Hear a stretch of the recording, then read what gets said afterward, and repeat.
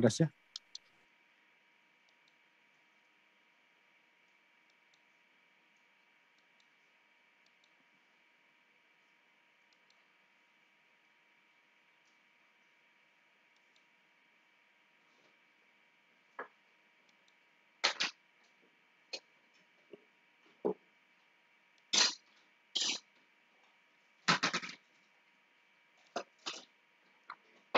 Shalom, selamat malam kawan-kawan. Kita nggak kerasa udah masuk ke seri ke-7 duet apologet Jimmy Jeffrey dengan saya Gracia Pilo. Di sesi yang final ini, untuk yang kesekian kalinya kita telanjangi, kita akan ungkapkan kekeliruan-kekeliruan dan segala macam kebohongan dan fitnah yang dipakai oleh sebagian orang demi kepentingan dakwah. Tanpa saya sadari, ternyata ulasan duet Jimmy Jeffrey dengan saya kemarin itu mengenai Benjamin Geldani ini menggoncangkan kelompok-kelompok mu'alaf. Karena saya dapat telepon dari seorang mu'alaf yang terkenal yang saya tidak sebut namanya. Dia telepon kepada saya, dia mengaku dia dulu dibimbing salah satunya oleh Irena Handono agar jadi Islam dengan menggunakan buku ini.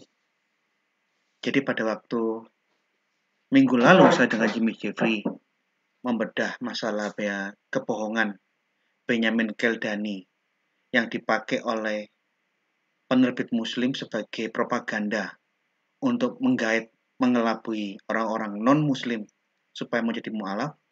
Dia baru sadar dan terhenyak. Jadi Benjamin Geldani sama sekali bukan uskup. Dia informasinya sebagai profesor bohong sekali karena dia adalah S1 bachelor degree dan dia tidak pernah mengajar di universitas Katolik manapun karena dalam pernyataan resmi dari Gereja Katolik mereka mengatakan tidak ada universitas pun di kota Umbria dan Salmas di mana Benjamin Geldani hidup. Jadi postingan bombastis yang dipakai oleh mu'alaf-mu'alaf senior untuk memu'alafkan orang lain, ini menunjukkan bahwa nalar dan logika mereka untuk melakukan check and recheck tidak digunakan. Begitu ada informasi hoax bahwa Benjamin Geldani uskup di tahun 89 langsung disebarluaskan secara membabi buta. Ini bohong, tidak pernah ada daftar uskup yang bernama Benjamin Geldani. Ini bantahan resmi Gereja Katolik bahwa semua daftar uskup ada di bagian bawah. De Ritzler Remigium and Firminum Severin Hierarchia Catholica Medi et Recentioris Avi volume 8 antara tahun 1846 sampai 1903 tidak pernah tercatat ada uskup yang bernama Benjamin Geldani. Ini pernyataan resmi. Anda bisa lihat ini linknya. Jadi mustahil kalau kita menghitung kapan dia menjadi uskup berdasarkan tanggal lahirnya sampai di saat dia keluar. Mustahil Benjamin Geldani memimpin keuskupan di antara usia 28 tahun sampai 32 tahun. Ini mustahil. Tapi yaitu, para mu'alaf tidak memiliki kekritisan atau andai kata mereka tahu ini mustahil, mereka sengaja memanfaatkan kebohongan ini untuk beramai-ramai menyebarkan kebohongan supaya banyak orang yang terkelabui. Karena semakin banyak orang yang terkelabui dan tertipu, mereka mendapatkan keuntungan dakwah dari hal-hal semacam itu. Termasuk Muhammad Ali menggunakan buku ini. Ini, dia dibilang profesor, guru besar mustahil, kemarin saya sudah bilang, sudah telanjangi, bahwa Benyamin Keldani sangat-sangat rendah kemampuannya tentang bahasa Ibrani. Jadi kalau ada mu'alaf senior seperti Irina Handono yang membimbing mu'alaf yang telepon saya, menunjukkan bahwa Irina Handono juga tidak ngerti apa-apa tentang bahasa Ibrani. Tentang ulasannya tentang Kemdat, kentara sekali Benyamin Keldani ngawur dan sembrono. Bagaimana mungkin di dalam tata bahasa Ibrani huruf H dibaca T? Tidak pernah ada yang semacam ini. Dan saya rasa Menahem Ali tahu. Tapi kenapa Menahem Ali tahu bahwa ini sesuatu kekeliruan fatal di dalam bahasa Ibrani yang ditulis oleh Benyamin Keldani kok tetap dipakai? Karena tujuannya Menahem Ali bukan untuk menunjukkan kebenaran, tapi memang dia punya niat untuk mengelabui orang-orang awam yang tidak berpendidikan.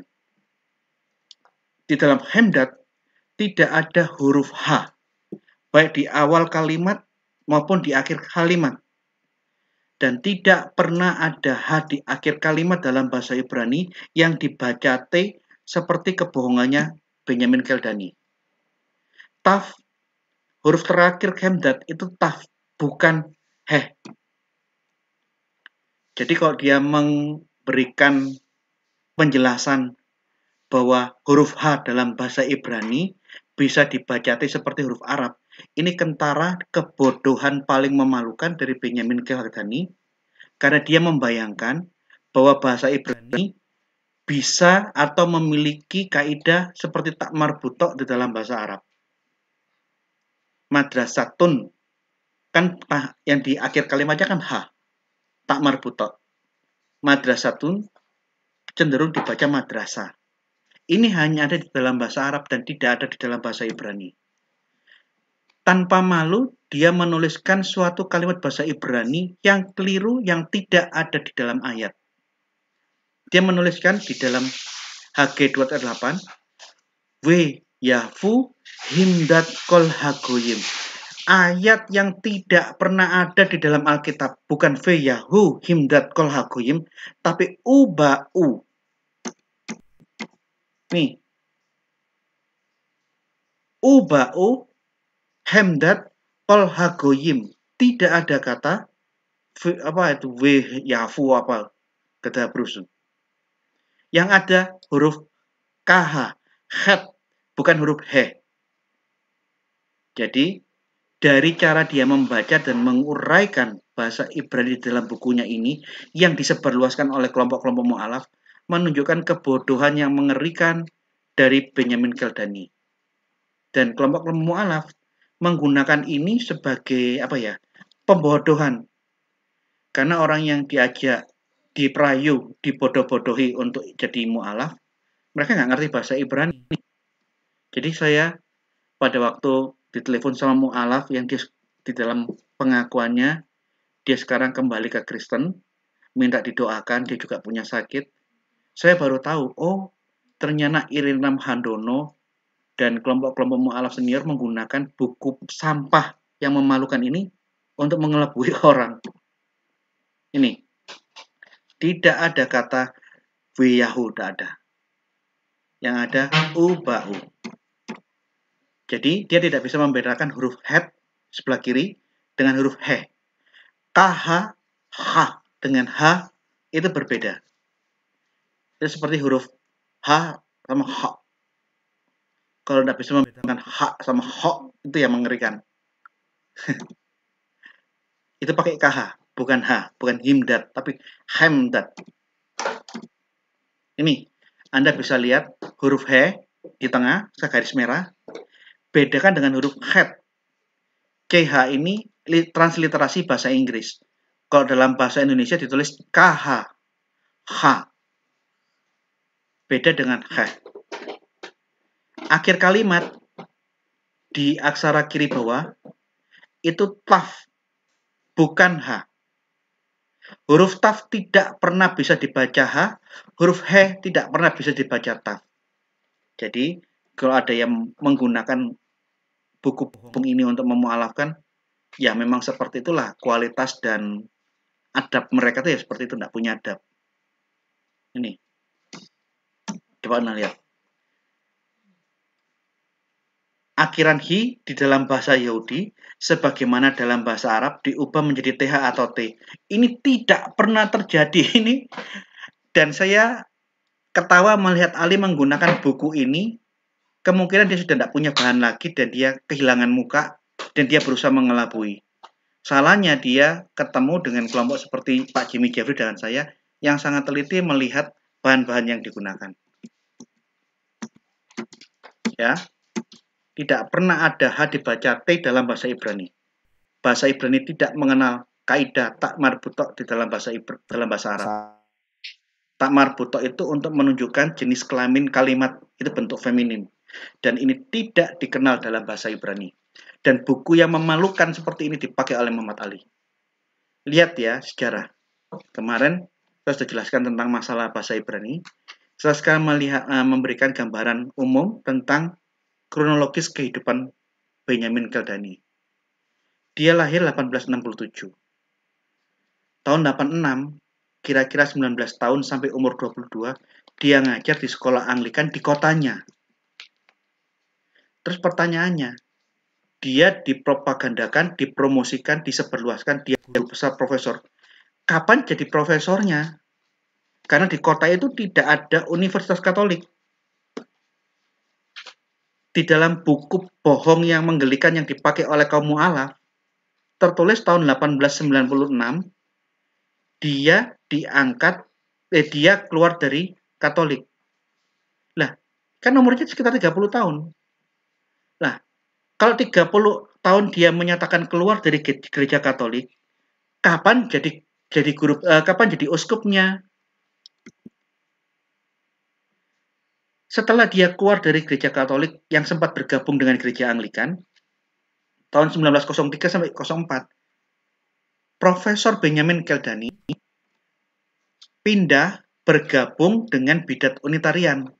Jadi dia pertama di dalam kelompok yang percaya Tritunggal Maha Kudus. Tahun 1903 sampai 1904, dia ikut menyebarkan misi dari kelompok Unitarian yang menolak Allah pernah punya firman. Kelompok bidat yang mengatakan firman Allah itu baru ada setelah diciptakan oleh Allah. Dan firman Allah itu wujudnya tidak lain adalah malaikat Mikail. Ajaran Unitarian persis dengan saksi Yehova bahwa Allah pernah tidak punya firman, firman diciptakan di kemudian hari oleh Allah, dan wujudnya tidak lain adalah malaikat. Setelah dia sekitar 1 tahun bergabung dengan kelompok anti Tritunggal yang percaya Allah pernah tidak punya firman, kemudian dia masuk Islam. Jadi kalau kita lihat perjalanan hidupnya dia orang yang tidak punya suatu integritas. Dia pergi, lompat sana, lompat sini, masuk aliran manapun, selama dia mendapatkan untung. Dia masuk Anglikan karena dia akan jadi guru.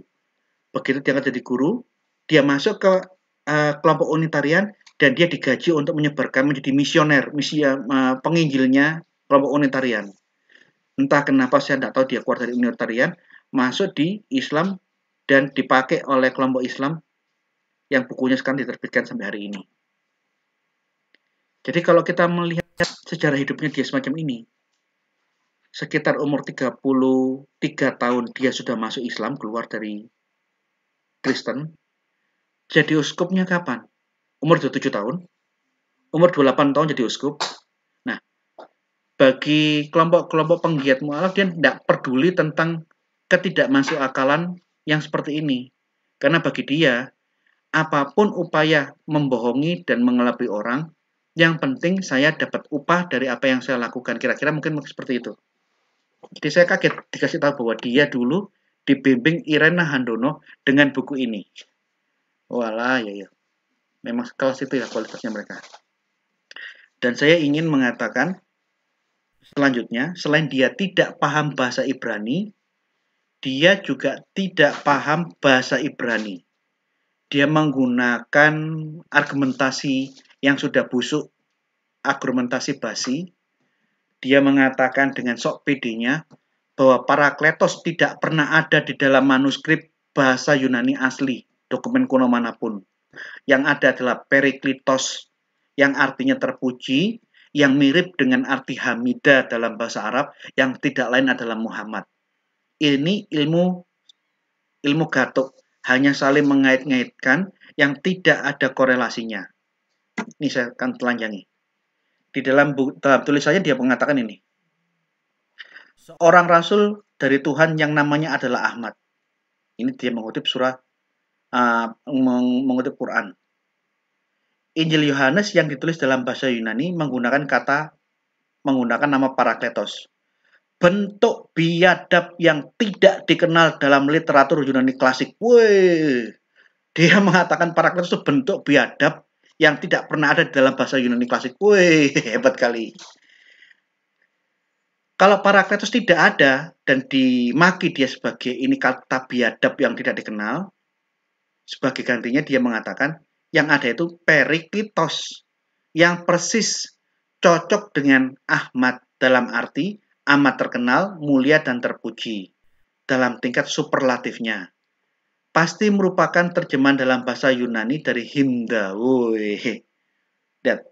Dari dia nulis kayak begini, saya tahu dia penipu pembohong yang menggelikan yang tidak ngerti bahasa Ibrani. Dia bukan teolog karena kentara apa yang dia tulis, dia tidak tahu manuskrip perjanjian baru dalam bahasa Yunani. Dia hanya maki-maki asal ngomong yang tidak sesuai dengan fakta.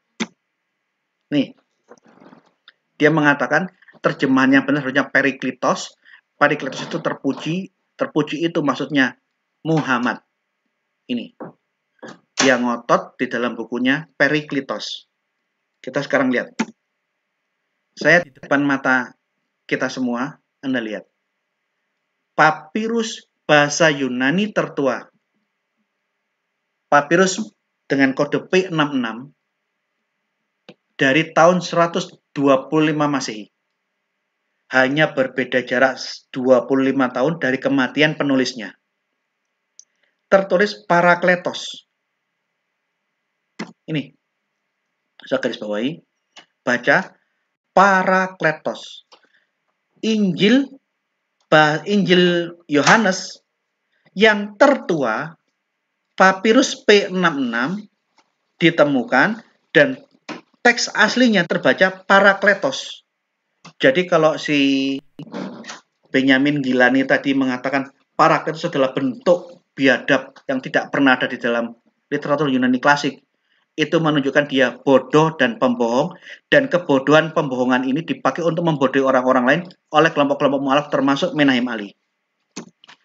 Nih, saya tunjukkan bukti kedua. Ini Novum Testamentum. Novum Testamentum itu menggunakan satu acuan Textus Receptus dengan perbandingan ribuan manuskrip yang lain. Dia menggunakan satu acuan standar, tetapi dikomparasikan dengan ribuan manuskrip perjanjian baru yang ditemukan sampai hari ini. Tertulis Parakletos. Kita lihat kritik teksnya. Tidak ada tanda bahwa kata ini ada varian teks. Tandanya itu di akhir kalimat, di masalah umin ini loh. Ada kata umin ego, dalam tanda kurung ego. Ada varian teksnya di kata terakhir. Tapi di kalimat Parakletos tidak ada tanda bahwa ada varian teks di ribuan manuskrip Yunani manapun. Coba Anda lihat ke bawah catatan kakinya. 26 kan? 25, 26 kan? Kita lihat. Varian teks mengenai kata umin ditemukan di Papirus 66, di manuskrip Syriak, Bohairik, manuskrip bahasa Koptik dari dialek Bohairik. Ini loh. Manuskrip yang memiliki varian teks tentang akhir kata di ayat 26 ditunjukkan semua. Di kodeks ini semua ditunjukkan. Di manuskrip minuskul, manuskrip unsial minuskul ditunjukkan semua. Tidak ada satupun varian teks tentang Parakletos. Maksudnya apa? Dari ribuan manuskrip perjanjian baru yang ditemukan, semua 100% menuliskan kata yang sama, Parakletos dan bukan Periklitus. Jadi, mengenai ulasan yang saya baca dari bukunya Benjamin Gilani, ini menunjukkan dia benar-benar bodoh dan pembohong, yang mana kebohongan dan kebodohan ini dimanfaatkan dan dijadikan alat propaganda untuk mencari mu'alaf oleh kelompok-kelompok mu'alaf termasuk oleh Menahem Ali. Kemudian di dalam bukunya, karena dia sudah terpengaruh oleh Unitarian, dia menolak terjemahan umum Yohanes 1 ayat 1, dia memaksakan terjemahan palsunya kaum Unitarian. Bahwa bukan pada mulanya adalah firman, firman itu bersama-sama dengan Allah, dan firman itu adalah Allah, tetapi dia menggunakan terjemahan paksaan, terjemahan palsu dari Unitarian bahwa firman itu milik Allah. Artinya dia sesuatu ciptaan yang dibuat oleh Allah. Untuk memaksakan ini. Bukan firman itu satu substansi, satu esensi, satu wujud dengan Allah, tapi diganti terjemahannya bahwa yang betul adalah pada mulanya adalah firman, firman itu bersama-sama dengan Allah, dan firman itu miliknya Allah. Dalam pengertian, dia baru diadakan, dia baru diciptakan, baru dibuat oleh Allah di kemudian hari. Firman adalah ciptaan. Coba lihat ini. Cara dia menulis, alur berpikirnya persis dengan saksi Yehova yang percaya Allah pernah tidak punya firman. Persis dengan Unitarian. Kenapa? Ya karena memang dia pernah jadi misionaris kelompok Unitarian, kelompok bidat yang percaya firman Allah pernah tidak ada. Nih. Kemudian mengenai Tritunggal, setelah dia keluar dari Katolik dan Anglikan masuk ke kelompok Unitarian, dia menolak Tritunggal dan memaksakan Tritunggal seperti metodenya orang Muslim. Bahwa Tritunggal itu bukan Allah yang esa, yang memiliki 3 hipostasis, tetapi dia mengatakan bahwa Tritunggal itu adalah Tuhan yang ketiga dari yang ketiga, Triteisme. Yang mana Triteisme ditolak oleh seluruh gereja Tuhan sedunia.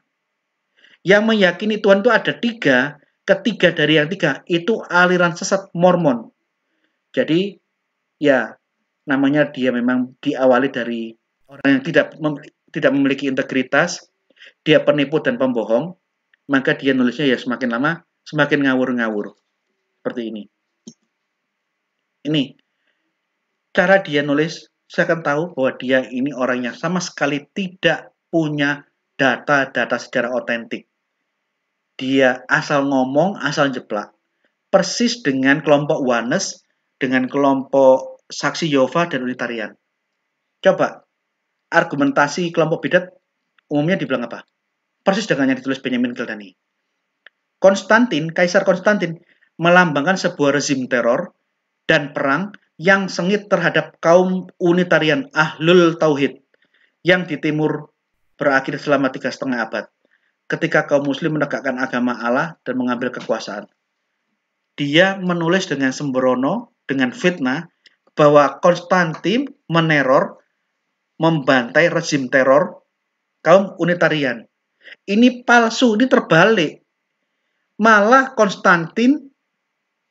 Kaisar Konstantin memenjarakan dan membuang Athanasius yang pro Tritunggal, diturunkan jabatannya dari Uskup Alexandria, diturunkan jabatannya, dipenjara dan dibuang, diusir dari Mesir, dibuang di Gaul di Perancis. Itu Konstantin. Setelah Konstantin mati, lebih parah lagi. Anaknya Konstantinus, dipengaruhi kelompok Arius, sehingga melalui tangan Kaisar Konstantinus, uskup-uskup yang percaya Tritunggal diturunkan, dipukul, disiksa, sebagian dibunuhi. Dan itu sudah saya tunjukkan di dalam postingan saya tentang pasca Konsili Nikea. Dengan dia nulis bahwa kelompok Unitarian yang menindas kelompok Unitarian, ketahuan bahwa orang ini bodoh dan tidak tahu sejarah.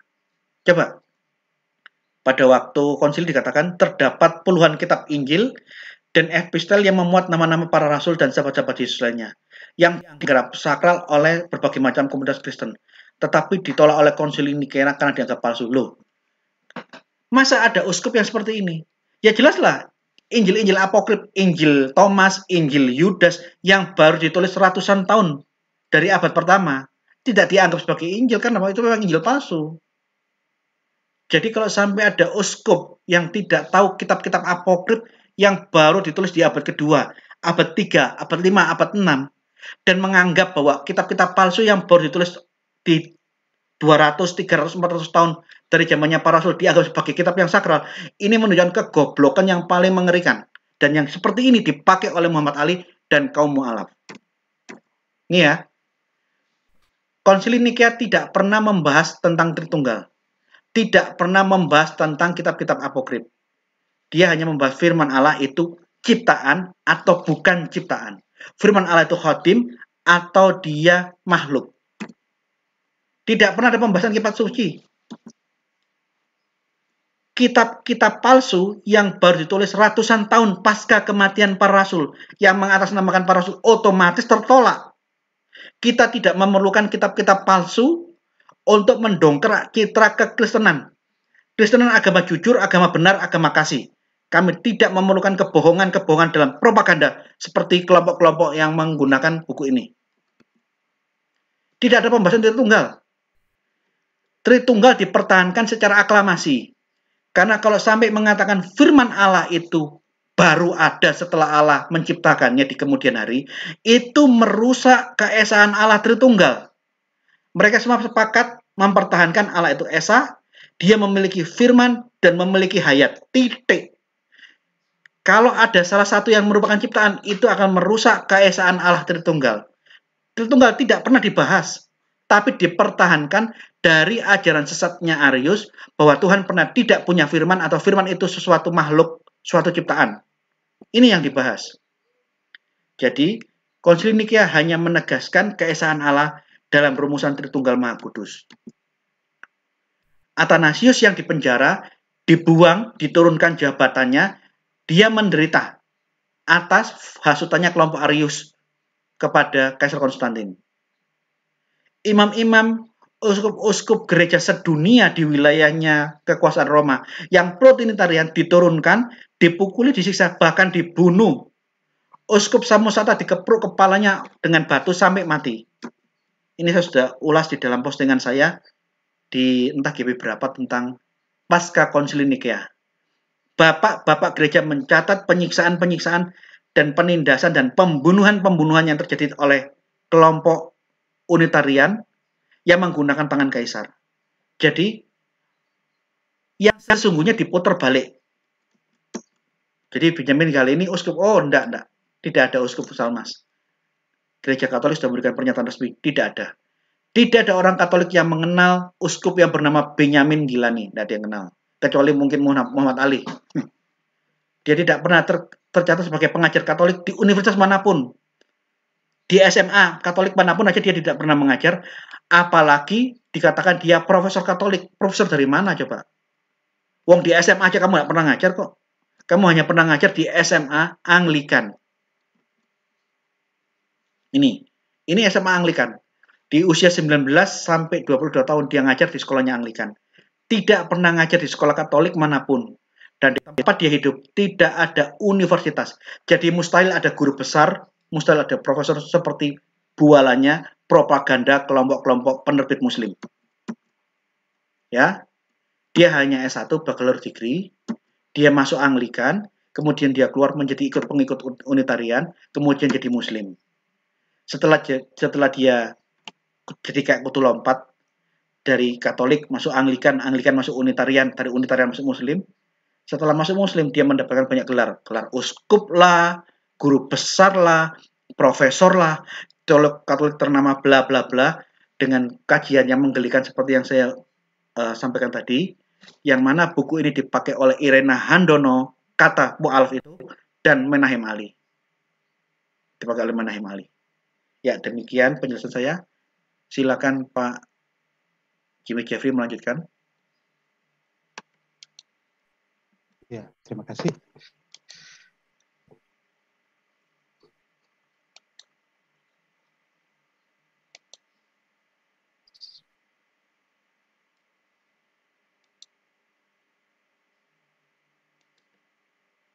Kalau bandwidth-nya kurang, dimatiin aja kameranya, Pak.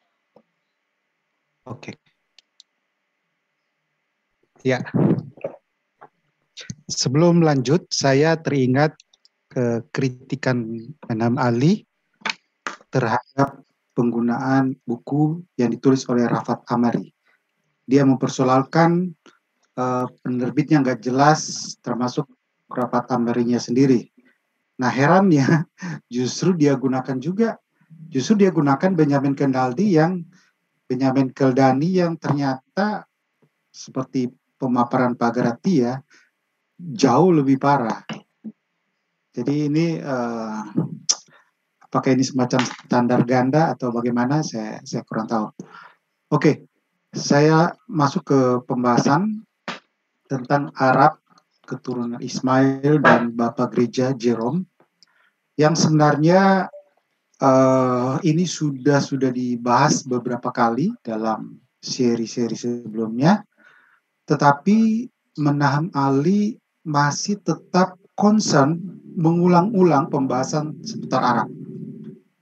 Nah, dalam 2 seri terakhir, kita hanya membahas sekilas saja di intronya, lalu mulai masuk pembahasan dalam Yesaya 21 ayat 7, kemudian berikutnya ayat 14 sampai 16. Nah, kali ini karena Ali beberapa kali mengulang-ulang terus poinnya, ya seputaran Josephus, Pesita, dan lain-lain, maka kita perlu membahasnya lagi sekali lagi, sekaligus review pembahasan sebelumnya, dan menyampaikan poin baru yang sebenarnya ini sudah direncanakan sebelumnya dibahas tapi masih tertunda, tentang rujukan dia terhadap tulisan Bapak Gereja Jerome. Ini mengulangi sebenarnya apa yang sudah dia lakukan sebelumnya pada waktu pembahasan di Yesaya 21 ayat 7, yang ternyata kutipan dari Jerome itu setelah diteliti sebenarnya itu bukan pendapat Jerome sendiri, tetapi Jerome hanya menyebutkan tentang ada orang atau beberapa orang yang berpendapat demikian. Itu tentang tafsiran seorang pengendara penunggang keledai. Tetapi Jerome sendiri tidak dalam posisi memahami hal itu. Dan terbukti dalam bukunya yang lain, tafsiran dia terhadap kitab Zakaria dan Matius yang pengenapannya di situ, dia sama sekali tidak menyinggung tentang Yesaya 21 ayat 7. Jadi untuk kali ini kita akan bahas tentang kutipan Menam Ali terhadap Jerome seputar lokasi keberadaan keturunan Ismail yang sepertinya dia ulang-ulang dalam beberapa presentasi. Oke, kita akan masuk pembahasannya. Nah, kita overview dulu, kita review apa yang sudah kita diskusikan selama ini tentang identitas Arab. Saya membaginya menjadi 3 varian utama. Varian pertama, Arab itu dimengerti sebagai sebutan untuk suku-suku di padang gurun, khususnya dalam konteks di Semenanjung Arabia. Nah, ini rujukannya jelas dalam tanah, kemudian dalam kitab-kitab pseudepigrapha, Makabe, Judith, Esdras, termasuk juga dengan penulis Yunani kuno yang sudah kita ulas sebelumnya, Diodorus dan Strabo. Khusus untuk Herodotus, kita tidak dapat petunjuk yang jelas dia memahami seperti apa Arab, tetapi kalau Diodorus dan Strabo itu jelas, karena kedua penulis Yunani kuno ini menyebut tentang nama-nama suku Arab. Nah, kemudian scholars, ini scholars yang memang kompeten di bidangnya, dia dalam studi Ancient Arabia seperti John Retso, Israel Ipal, dan Ernst Knaup. Masih banyak sebenarnya referensi lainnya, termasuk Hoyland dan James Montgomery, Kenneth Kitchen yang melakukan penelitian untuk Arabia kuno. Tapi cukup 3 scholar saja, yang menunjukkan bahwa di kalangan scholar sudah menjadi konsensus bahwa Arab itu merujuk pada suku-suku di padang gurun. Nah, kemudian ada varian berikutnya, yaitu saya bagi ada 2A, 2B. Varian 2A, Arab itu dipersempit, jadi hanya khusus untuk keturunan Ismail dan Keturah. Itu dalam buku Jubili atau kitab Yobel. Lalu kemudian mulai Josephus itu dipersempit lagi, yaitu eksklusif hanya keturunan Ismail. Bahkan sebenarnya kalau diteliti lebih dipersempit ke Nabatean atau keturunan Nebail. Tidak disinggung Kedar dan sebagainya. Nah, ini dari Josephus kemudian menggema sampai diikuti oleh beberapa tulisan dalam era rabbinik seperti dalam Targum, termasuk juga dalam Pesita. Jadi dalam versi Kristen juga ada, termasuk ini masih tanda tanya Bapak Gereja, misalnya Jerome. Tetapi apakah Jerome menyebutkan langsung? Ini perlu dikaji lebih detail, karena kalau berkaitan dengan Sarahen, oke. Tetapi apakah Ismail eksklusif adalah Arab adalah eksklusif Ismail? Kita perlu teliti untuk data Jerome. Nah, khusus untuk Sarahen sebenarnya ini pembahasan sudah berapa bulan lalu, masih dengan Verbum Veritatis dengan Pak Diki. Sebenarnya saya juga sudah menyiapkan bahan-bahannya komprehensif tentang apa itu Sarahen. Jadi ada beberapa versi tentang pengertian Sarahen, tetapi nanti kapan-kapan kita akan bahas tentang apa itu sebenarnya Sarahen. Jadi kita akan kaji secara komprehensif tentang Sarahen. Nah, yang menarik, rujukan dalam Talmud, seperti Babilonia Talmud, itu sebenarnya ada dua versi. Ada yang merujuk pada keturunan Ismail, Binai Ismail, tetapi juga merujuk pada Arab secara umum, yaitu suku-suku nomaden. Jadi sebenarnya di Talmud itu ada dua versi, jadi tidak full sama seperti Josephus. Nah, kemudian ada varian yang ketiga. Varian ketiga, bahwa Arab itu adalah keturunan Kahtan atau Joktan, menurut Muslim scholars. Dalam hal ini menyebut suku Jurhum. Nah, mereka inilah yang disebut sebagai Arab asli atau Arab Ariba. Jadi sebenarnya kalau kita lihat, datanya menunjukkan ada varian. Nah, apa yang terjadi sebenarnya? Menam Ali mencoba mengutak-atik varian satu ini, bahwa dia mencoba menarik pemahaman Josephus untuk diterapkan ke data-data sebelumnya, karena memang data-data varian satu umumnya pra-Josephus, tetapi sepertinya tidak berhasil. Kita akan lihat seperti apa. Mulai dari varian 1, ini juga review. Di varian 1, Menam Ali tidak pernah membahas tentang Dedan, tentang Bus.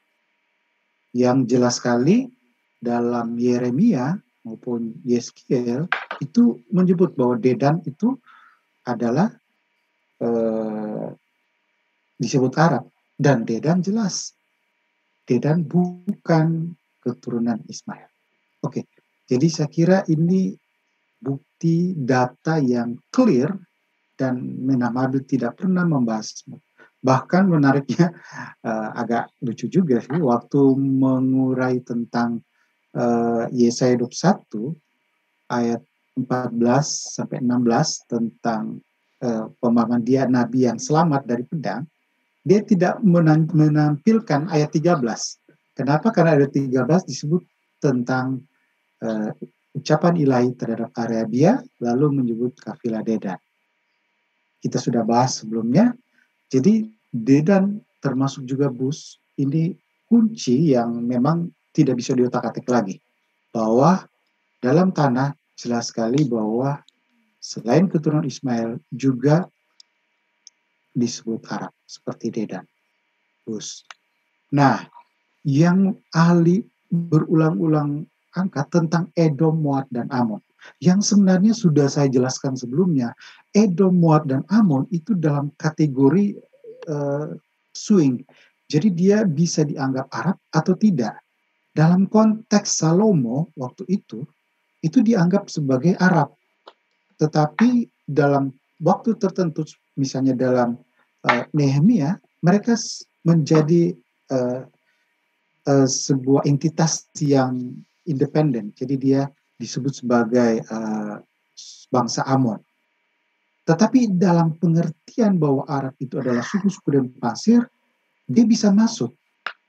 Jadi saya kira saya sudah jelaskan sebelumnya bahwa Edom, Moab, dan Amon itu kita bisa lihat kondisinya. Dia bisa disebut bangsa sendiri, tetapi juga bisa juga sebagai bagian dari Arab, artinya suku-suku yang ada di padang pasir. Tetapi Ali mengulang-ulang poin Edom, Moab, dan Amon ini. Padahal saya sudah antisipasi sebelumnya. Nah, mengenai Strabo. Strabo ini juga Menam Ali belum pernah singgung sama sekali. Dan kita lihat apakah dia akan membahasnya. Karena jelas sekali menyebut tentang nama-nama selain Nabatel, yaitu Kauletai, yang dalam referensi kita sebelumnya tidak merujuk pada keturunan Ismail. Jadi data-data kita sebelumnya sudah jelas bahwa itu bukan keturunan Ismail, ya, termasuk Agrai. Strabo ini tidak pernah dibahas dan ini bukti yang clear sebenarnya. Nah, kemudian Diodorus. Diodorus seperti Sabayan. Sabayan juga tidak pernah dibahas. Karena memang jelas sekali Sabayan itu bukan keturunan Ismail. Sabayan bisa keturunan Joktan, bisa juga keturunan Kus. Dan dalam Diodorus sangat jelas tertulis. Ini saya kira sudah tidak bisa dibantah lagi. This the Sabayan who are the most numerous of the tribe of the Arabians. Jadi saya kira jelas soal ini dan masih PR untuk dia untuk mencoba menjelaskan suku-suku Harb. Apakah keturunan Ismail atau tidak? Karena dalam tradisi Islam justru suku-suku Harb yang sudah kita bahas sebelumnya seperti Debai itu dianggap keturunan Kahtan. Nah itu masih PR. Tetapi apapun pembahasan Ali, tetap poin Sabayan ini sudah tidak bisa diutak-atik lagi. Dan referensi dari pseudepigrapha seperti kitab Judit jelas sekali membedakan tentang Arab dan Ismail yang tidak otomatis bahwa Arab itu adalah Ismail. Masih ada lagi referensi seperti dari Makabe dan kitab Esdras. Jadi sebenarnya kalau kita lihat varian 1 ini sekali lagi menegaskan bahwa Arab itu yang dimaksud adalah suku-suku di padang pasir yang tidak hanya keturunan Ismail. Saya kira ini kesimpulan dan saya tidak perlu membahas lagi. Terserah Ali akan mengulang-ulang bagaimana dia akan membahasnya, kita akan lihat saja nanti. Nah, kemudian dari data scholar sendiri. Nah, ini saya belum mendapatkan buku Monim Siri. Mudah-mudahan bisa secepatnya memesannya. Maka saya tidak bisa mengomentari lebih banyak karena itu pendapat Pak Monim Siri. Walaupun saya melihat ada rujukan-rujukan pada scholars yang ada, yang kalau melihat dari data scholars, rata-rata akan dikatakan konsensus memahami bahwa Arab itu bukan etnik, dan Arab itu merujuk pada suku-suku nomaden, suku-suku yang berpindah-pindah, yang membangun tenda, dan orientasinya ada di padang pasir. khususnya dalam konteks Semenanjung Arabia. Saya kira ini sudah konsensus scholar, tidak ada yang memahami bahwa Arab itu hanya keturunan Ismail seperti pendapat Josephus. Itu nanti belakangan, menurut kajian beberapa sekolah. Oke, kemudian mengenai etimologi, kajian etimologi, sebenarnya saya nggak terlalu tertarik bahas itu. Kenapa? Karena secara substansi tidak punya relevansi dalam diskusi kita.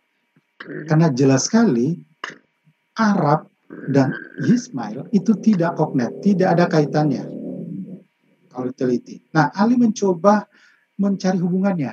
Yang dia lakukan apa? Dia mencari hubungan antara Arab dengan Ibrani, yaitu dari Eber sebagai nenek moyang dari Ibrani.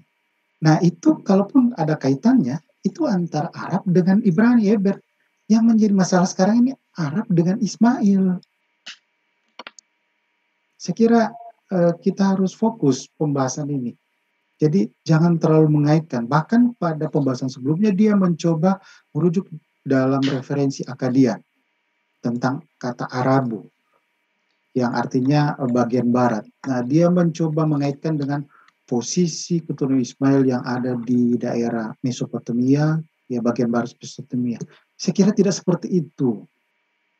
Jadi secara etimologi apapun kajiannya tidak akan mendukung poin yang ingin diangkat oleh Menang Ali. Oke, sekarang kita lihat untuk variannya. Varian kedua ini saya bagi 2A, 2B. Jelas di situ bahwa kitab Yobel menyebut keturunan Ismail dan juga keturunan Ketura, anak-anak Ismail dan anak-anak Ketura. Itu yang disebut Arab. Dan disebut juga sebagai Ismail. Artinya disebut Ismail karena Ismail inilah yang jauh lebih dominan dibanding keturunan. Tetapi secara genetik itu mereka berbeda. Saya kira jelas sekali ya, secara genetik mereka berbeda. Kalau mungkin keturunan Hagar dengan Ismail itu bisa sama, karena Ismail juga adalah anak Hagar. Tetapi yang disebut orang Hagar itu sebenarnya lebih mengarah pada anak-anak Hagar non-Ismail. Jadi saya kira beda ya, kalau dalam Jubil itu jelas Ketura. Nah, nanti di Josephus itu merujuk pada keturunan Ismail adalah sebagai bangsa Arab. Tetapi yang menariknya dikatakan enkol it nabatean. Di mana Kedar? Di mana Kedaritis? Jadi pemahaman Josephus malah mempersempit pada Nabatean. Seakan-akan keturunan Kedaritis dan sebagainya itu bukan keturunan Ismail. Karena fokusnya pada Nabatean. Oke, untuk ini sebenarnya sudah dibahas dalam seri sebelumnya. Ini kita hanya mengulangi saja bahwa terjadi transformasi. Jadi ada perubahan makna diakronis seiring waktu dari varian 1 ke varian 2. Dan ini oleh scholar seperti Israel Ipal sudah menjelaskan perubahan-perubahan itu. Jadi pemahaman Israel Ipal ini bahwa ini sebenarnya adalah faktor karena berkaitan dengan politik yang merujuk pada Nabatean yang karena memang pada pembahasan kita minggu lalu Nabatean sejak abad ke-4 sebelum Masehi itu adalah suku Ismail yang paling eksis. Jadi sebelumnya kalau di era Salomo di Alkitab banyak mencatat tentang Kedar. Nabatean hanya satu kali selain Yabani. Mungkin sekitar satu kali disebut Nabatean atau orang Nebayot sebagai sebuah suku. Tapi Kedar itu berkali-kali. Karena memang sebelum Nabatean, Kedar adalah suku yang paling eksis. Jadi kerajaan Kedar, makanya ada beberapa inskripsi seperti penyebutan Gidibu Raja Kedar, itu karena memang sebelum abad 4 Masehi, Kedarites adalah suku Ismail yang eksis. Tetapi mulai dari abad 4 itu digantikan oleh Nabatean. Jadi karena Nabatean begitu dominannya pada masa Josephus, maka Josephus mengasosiasikan Arab itu adalah Nabatean. Jadi saya kira ini penjelasan logis dari Israel Epal yang saya kira cocok dengan data-data konteks historisnya yang ada.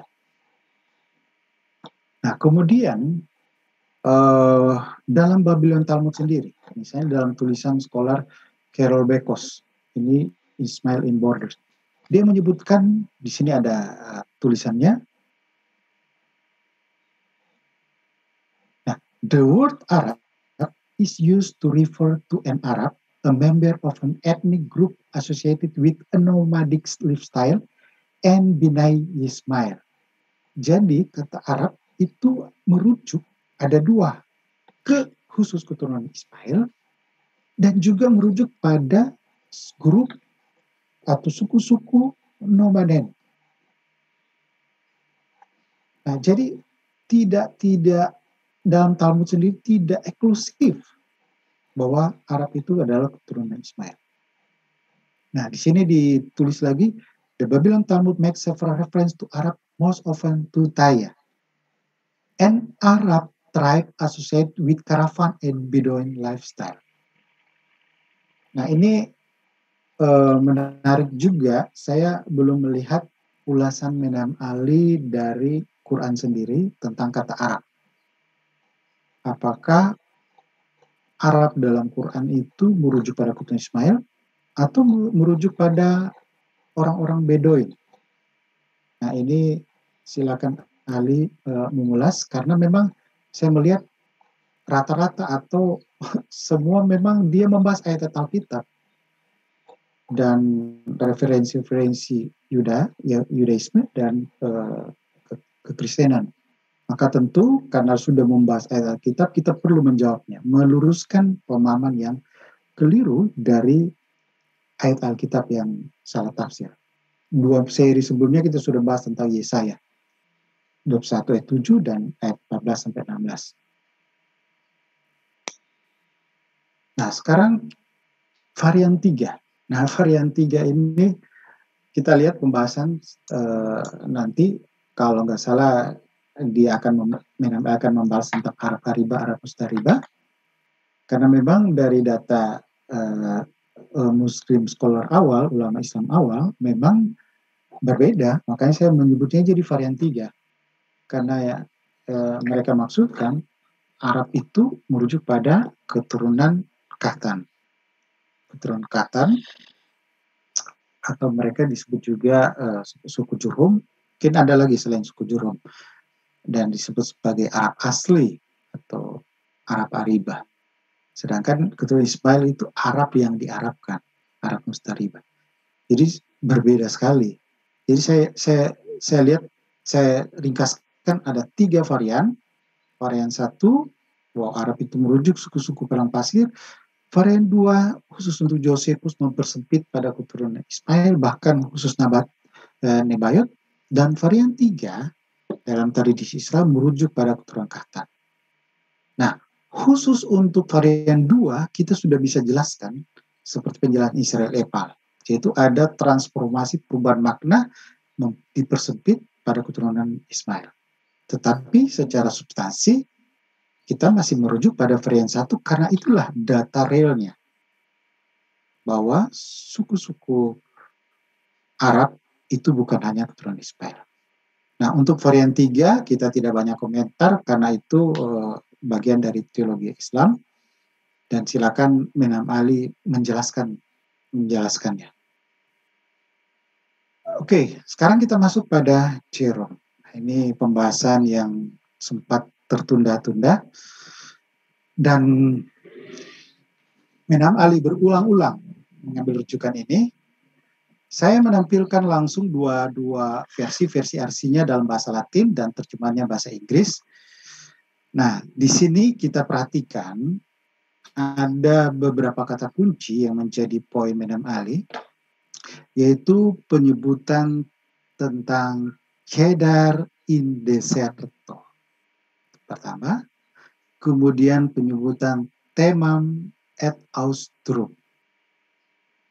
Nah, ini kalau kita lihat terjemahan bahasa Inggrisnya, Kedar in the desert, kemudian Teman towards the south. Nah, ini kita perlu cermat. Karena kalau tidak cermat, bisa misleading, bisa bertolak belakang dengan konteks historisnya. Nah, apa yang dipahami oleh Ali bahwa deserto ini diartikan adalah Arab deserto. Dan memang pembagian Arabia kuno oleh penulis kuno itu ada Arab Petraea, itu Arab Utara, kemudian di tengah-tengah itu Arab Deserta atau Deserto, dan bagian selatan Arab Felix atau the Happy Arab. Nah, Ali memahami bahwa Kedar itu ada di Arab Deserto, dari kata in deserto. Nah, masalahnya, apakah seperti itu dimaksud? Jelas tidak, karena yang dimaksud deserto itu adalah desert atau padang gurun. Kedar in deserto, di padang gurun. Padang gurun yang di mana? Di bagian utara Arab. Nah, poin Ali bisa tepat kalau di situ menyebut Arab deserto. Itu yang tertulis in deserto, bukan in Arab deserto. Kita harus hati-hati. Saya belum teliti semuanya. Nanti kita akan lihat kalau Ali masih angkat poin ini, apakah penggunaan deserto yang dimaksud ini adalah Arab deserto atau memang gurun. Tapi saya menduga bahwa jelas ini merujuk pada gurun. Jadi Kedar yang ada di padang gurun. Dan memang Kedar kita tahu dari data Alkitab lebih terasosiasi di padang gurun. Maka saya kira terjemahan bahasa Inggrisnya ini sudah tepat. Jadi jangan sampai Ali bilang, kita harus lihat bahasa aslinya. Sebenarnya jangan keliru bahasa Inggrisnya. Loh, di bahasa aslinya juga nggak tertulis Arab deserto, cuma deserto. Jadi saya kira terjemahan Inggrisnya sudah tepat. Kedar in the desert. Jadi Kedar yang ada di gurun. Oke. Kemudian Teman. Nah, Teman toward the south. Ini Teman ad austrum, berada di selatan. Nah, Ali menghubungkan dengan Yaman. Karena Yemen itu nama lainnya juga Teman. Jadi Ali beranggapan bahwa Teman yang dimaksud ini adalah Yaman, yang lokasinya di selatan, yang kebetulan memang Yaman ada di selatan. Apakah seperti itu? Nah, kita akan lihat nanti. Nah, ini visualisasinya supaya kita bisa mengerti poin dari Imam Ali bahwa Kedar Arab itu dia maksud Kedar in Arab deserto. Padahal tertulis hanya deserto. Sehingga posisinya ada di tengah-tengah. Lalu ke arah selatan, nah, toward the south atau out austrum itu ada Teman atau Yaman selatan. Apakah seperti itu? Mari kita lihat. Sebelum kita bahas lebih detail, kita lihat dulu anak-anak Ismail. Nah, anak-anak Ismail ini ada disebutkan beberapa nama. Nah, saya coba lihat komentari dari pakar Yahudi, yaitu Jewish Scholar sendiri, dalam buku The GPS Torah Commentary, menyebut tentang keberadaan beberapa anak-anak dari Ismail, seperti Adber. Ini ada dalam mengarah pada Tiglath-Pileser. Kemudian menyebut juga tentang Mibsam, tapi tidak terlalu dikenal, diidentifikasi. Kemudian yang menarik ternyata Ismail juga punya anak perempuan, yaitu Besmet, lalu Duma. Nah, ini Duma karena ada dalam tulisan Jerome, kita fokus pada Duma. Duma ini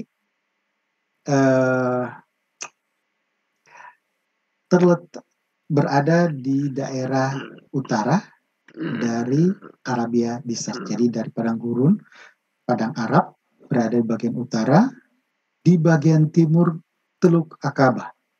Nah, kita sudah dapat poinnya ya.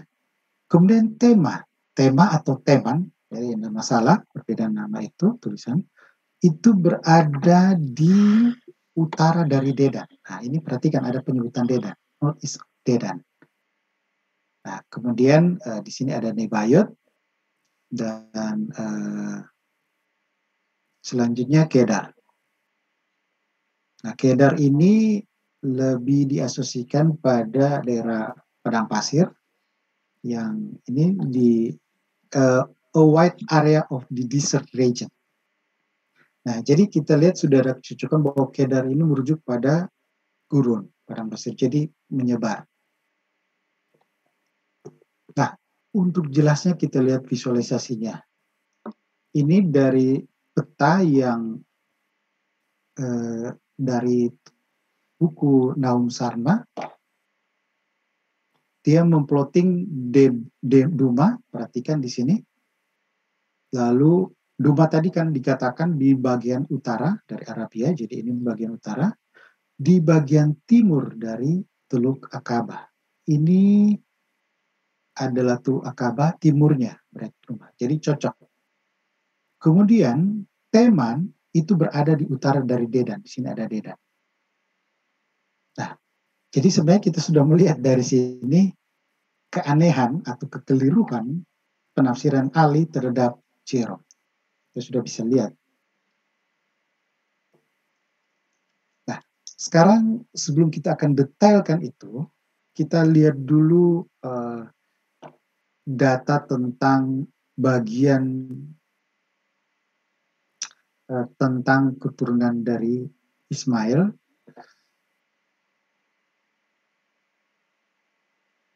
Bahwa keturunan Ismail itu di bagian baratnya itu dari Shur.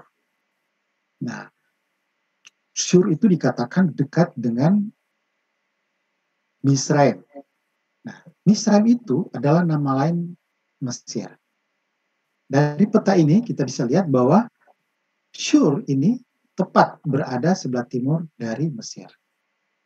Jadi dari sinilah lokasi keberadaan keturunan Ismail sampai ke Efrat. Nah, sekarang kita bandingkan dengan Josephus. Di Josephus juga ini ada penafsiran Ali juga sebenarnya yang keliru. Dalam Josephus menyebutkan bahwa keberadaan suku-suku Ismail itu dari Efrat sampai ke Laut Merah. Nah, ini Laut Merah, perhatikan, sangat panjang. And call it Nabatean. Nah, karena riat Laut Merah panjang, maka pemahaman Ali itu keturunan Ismail dari Efrat sini sampai ke sepanjang Laut Merah, jadi sampai ke Arab Deserta, atau mungkin ke arah Felix. Apakah seperti itu? Sedangkan dalam Alkitab dalam tanah disebutkan Shur. Shur juga ada di sekitar Arab Merah, Laut Merah. Nah, apakah Laut Merah di sekitaran Shur sini, dekat Teluk Akaba, atau di sampai sepanjang Laut Merah? Ternyata yang dimaksud Josephus itu merujuk pada Nabatean yang bertempat di dekat Teluk Akaba. Kita kembali ke Diodorus. Diodorus menyebutkan tentang Leonitis Gulf. Ini nama lainnya kalau sekarang Akaba Gulf, Teluk Akaba.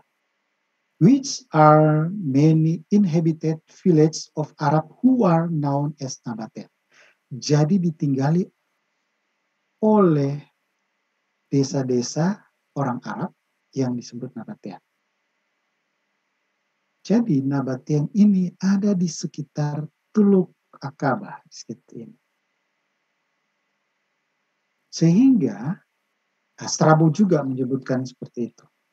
Jadi Diodorus dan Strabo ini sebenarnya dia merujuk pada survei geografi yang ditulis oleh Agathides yang kemudian ditulis kembali oleh Diodorus dan Strabo. Strabo juga menyebut tentang Teluk Akaba. Berarti pemahaman Josephus bahwa Nabatean itu atau keturunan Ismail itu yang merujuk pada Nabatean atau Josephus itu berada di Laut Merah yang seputaran sini, bukan Laut Merah sepanjang Laut Merah. Nah ini kalau orang nggak ngerti konteks sejarah komprehensif bisa misleading. Saya kira ini jelas sekali datanya. Nah, sekarang kita coba bandingkan dengan tulisan dari Jubili atau Kitab Yobel. Kitab Yobel menyebut tentang keturunan dari Babylon, dari Paran sampai ke Babylon. Babylon oke, clear sama Efrat, berarti bagian Syria, bagian utara. Nah, di bagian baratnya ini sama seperti tanah menyebut Shur, tetapi oleh Jubili menyebut Paran, yang sama-sama berada di semenanjung Sinai, berada di sebelah timur. Dan Josephus sebenarnya juga mirip, cuma berdekatan, yaitu di sekitar Teluk Akaba.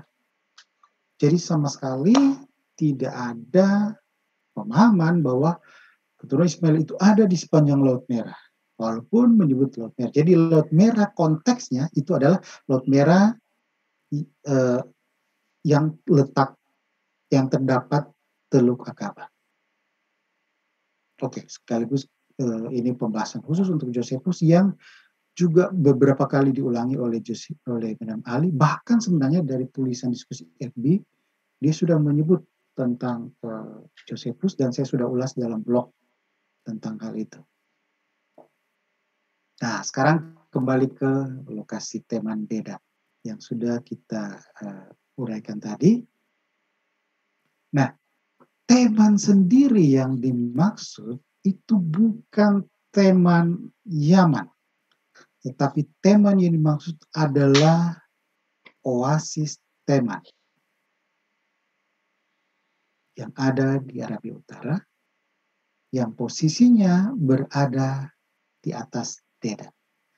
Jadi Teman ini yang dimaksud Jerome adalah oasis Teman yang di utara, bukan Yaman, Teman Yaman. Nah, dibayangkan bagaimana loncatan logika dari Imam Ali mencoba menghubung-hubungkan kata selatan, padahal yang dimaksud adalah selatan dari Duma. Oke, jelas sekali ya.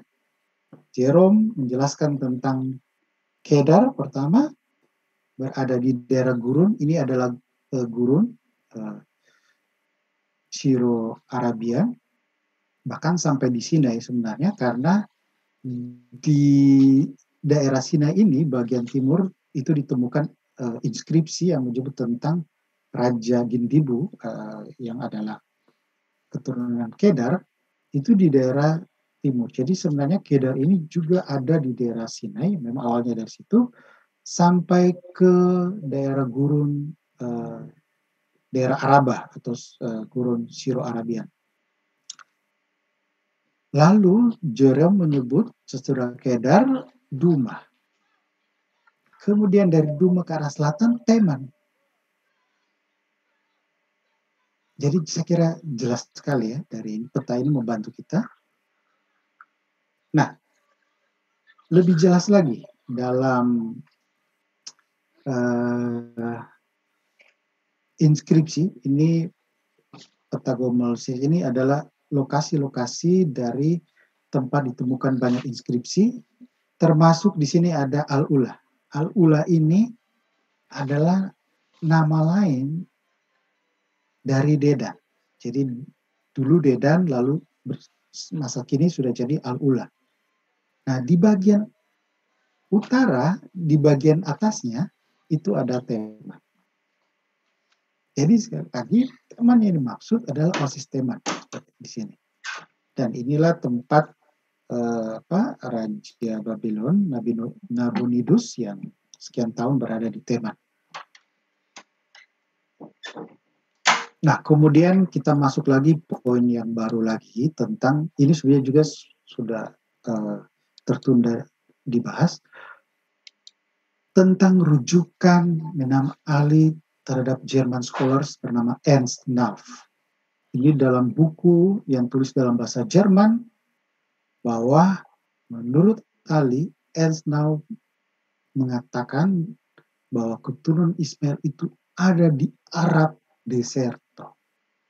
Saya coba cari-cari, nggak ada referensi seperti itu dalam bahasa Jermannya.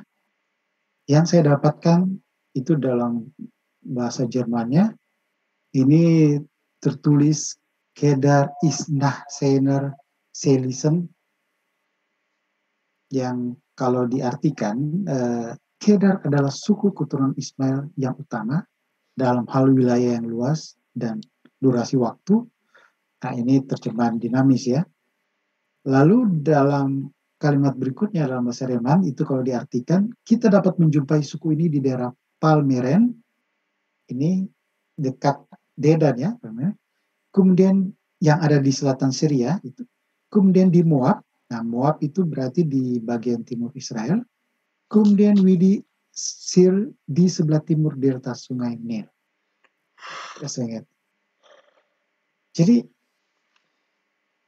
tidak ada rujukan ke Arab Deserto. Jadi yang dimaksud desert bukan Arab Deserto sebenarnya, adalah Deserto dalam pengertian padang gurun. Nah, selanjutnya kita melihat data dari ini sebuah disertasi doktoral dari Marwan G. Swaib tentang the Arab of North Arabia in the later pre-Ismail times, Kedar Nebayot and others. Ini dia tuliskan gini. The Kedarites live at nomadic existence in the Syro-Arabian Desert. Jadi Syro-Arabian Desert di daerah sini. They geographic spread expanded toward the north into Syria. Jadi dia dari sini mulai ke arah Syria, ke arah utara. Nah, kemudian di sini, nah yang menariknya dia merujuk pada tulisan Nauf. Jadi sebenarnya dia apa yang dikatakan ini sebenarnya merujuk pada Nauf. Lalu Kedarites spread also toward the west into Egypt. Jadi juga ke arah barat sampai ke arah Mesir, kemudian reaching the eastern delta in the Tel El Maskuta, sampai mencapai bagian utara dari delta, jadi delta Sungai Nil ini yang disebut sebagai Tel El Maskuta. Nah, di sini belonging to the king of Kedar, Kainu son of Gasmu. Nah, ini inskripsi yang ditemukan di Tel El Maskuta yang menyebut tentang raja orang Kedar yang posisinya sebenarnya bukan di daerah Arab Deserta, tetapi justru inskripsi itu ditemukan di samping, di sebelah timur Mesir, masih di daerah Sinai. Sehingga kalau kita lihat peta di sini, semuanya cocok. Baik tulisan Naum Sarma, Jewish scholars, maupun juga dari Western scholars, seperti Ernst Nauf, bahkan ini Marwan G. Swaib, saya nggak tahu apakah dia muslim atau tidak, yang memang semuanya senada, bahwa Kedar yang dimaksud ada tinggal di daerah gurun, dan gurun yang dimaksud adalah di daerah Sinai, daerah Syro-Arabian sampai ke Syria. Nah, ini datanya sangat jelas ya. Nah, terakhir untuk melihat perbandingan, perhatikan ini poin penutup sekaligus kesimpulannya juga dalam bentuk peta. Silakan menilai sendiri. Di bagian kiri ini adalah peta ilustrasi menggambarkan poin dari Menam Ali, dan kanan adalah peta hasil kajian kita malam ini.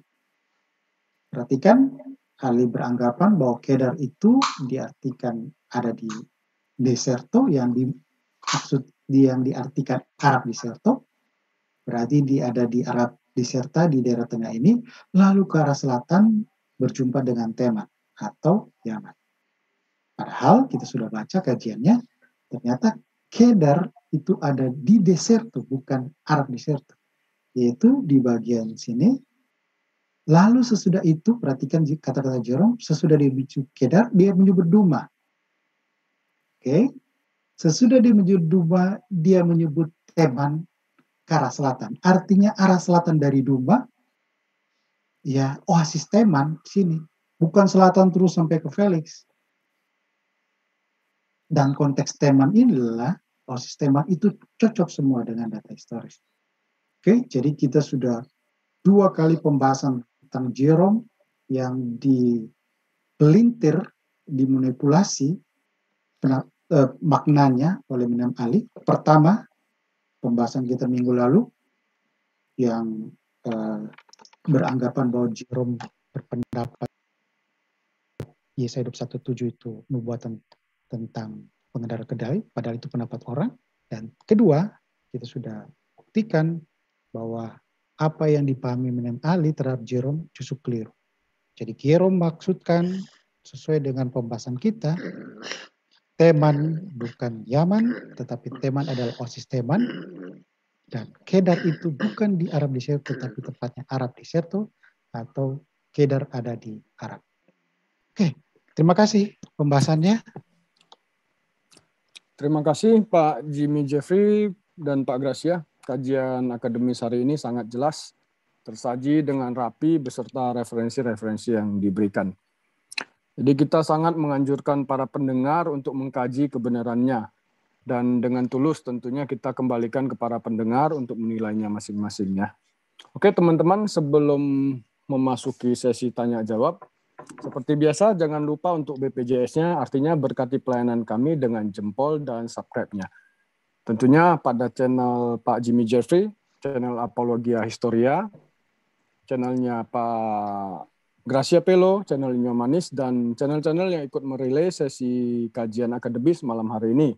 Di antaranya ada Jacom Channel, L2GLG, Sang Apologet 12, dan juga masih banyak direlay oleh channel-channel pengajaran Kristen yang lainnya.